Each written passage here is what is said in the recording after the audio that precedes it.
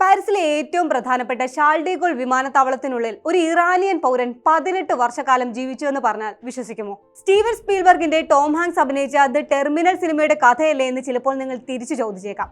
രണ്ടും ശരിയാണ്. ആ സിനിമയുടെ കഥയും ഏതാണ്ടൊക്കെ ഇങ്ങനെ തന്നെയാണ്. പക്ഷേ സ്പീൽബർഗ് സിനിമയ്ക്കുള്ള പ്രചോദനം ഉൾക്കൊണ്ടിരിക്കുന്നത് ഞാൻ ആദ്യം പറഞ്ഞ ആ ഇറാനിയൻ പൗരന്റെ ജീവിതത്തിൽ നിന്നാണ് എന്നതാണ് യാഥാർത്ഥ്യം. അതെ, മെഹ്റാൻ കരീമി നെസേരി എന്ന ഇറാനിയൻ ഷാർൽ ഡി ഗോൾ വിമാനത്താവളത്തിനുള്ളിൽ പുറത്തിറങ്ങാൻ സാധിക്കാതെ ജീവിച്ചു തീർത്തത് 18 വർഷമായിരുന്നു.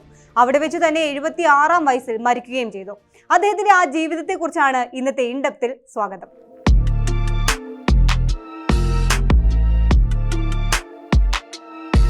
2004 ദി ടെർമിനൽ സിനിമ പുറത്തിറങ്ങുന്നത്.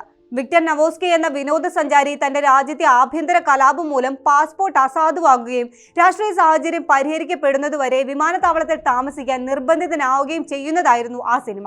എന്നാൽ മെഹ്റാൻ കരീമിയുടെ ജീവിതം കുറച്ചുകൂടി ട്വിസ്റ്റുകളും ടേണുകളും നിറഞ്ഞതാണ്.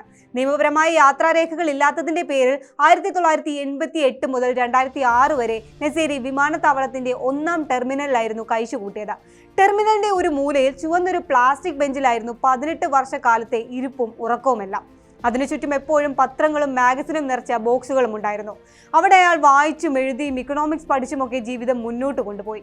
ഷാർൽ ഡി ഗോൾ വിമാനത്താവളത്തിലെ ഒരു ചെറിയ സെലിബ്രിറ്റി ആയിരുന്നു ശരിക്കും മെഹ്റാൻ കരീമി നെസേരി. ലോർഡ് ആൽഫ്രഡ് എന്നായിരുന്നു വിമാനത്താവളത്തിലെ ജീവനക്കാർ അദ്ദേഹത്തെ വിളിച്ചിരുന്നത്.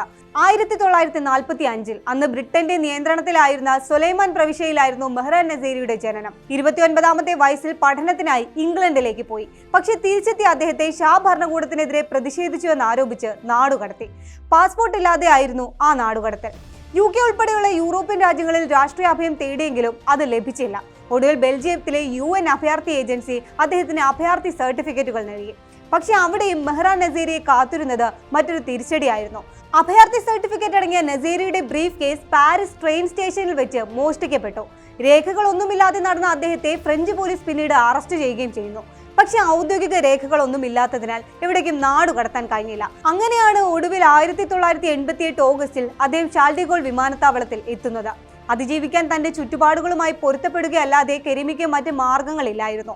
വിമാനത്താവളത്തിലെ ഡിപ്പാച്ചർ ലോഞ്ചിൽ ഒരിടം താൽക്കാലിക വാസസ്ഥലമാക്കി ആ ചുവന്ന ബെഞ്ചിൽ ഉറങ്ങി. ഭക്ഷണത്തിനും പണത്തിനുമായി വിമാനത്താവള ജീവനക്കാരുടെയും യാത്രക്കാരുടെയും ഔദാര്യത്തെ ആശ്രയിച്ചു. വായന, എഴുത്ത്, പഠനം എന്നിവയും തുടർന്ന് തന്റെ അനുഭവങ്ങളെ അടിസ്ഥാനമാക്കിയുള്ള ലേഖനങ്ങളും പുസ്തകവും മെഹ്റാൻ കരീമി പ്രസിദ്ധീകരിച്ചു.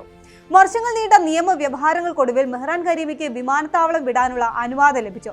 പക്ഷെ അപ്പോഴേക്കും വിമാനത്താവളത്തിന് പുറത്തൊരു സാമൂഹ്യ ജീവിതം എന്നത് അദ്ദേഹത്തിന് അസാധ്യമായി തീർന്നിരുന്നു. നിയമപരമായ രേഖകളൊക്കെ ലഭിച്ചിട്ടും ആ പേപ്പറുകളിൽ ഒപ്പിടാൻ പോലും അദ്ദേഹം തയ്യാറായില്ല. ജനാലകളില്ലാത്ത ആ സ്ഥലത്ത് വർഷങ്ങളോളം ചെലവഴിച്ചത് അദ്ദേഹത്തിന്റെ മാനസികാവസ്ഥയെ ബാധിച്ചു എന്നായിരുന്നു വിമാനത്താവളത്തിലെ അദ്ദേഹത്തിന്റെ സുഹൃത്തുക്കൾ അഭിപ്രായപ്പെട്ടത്.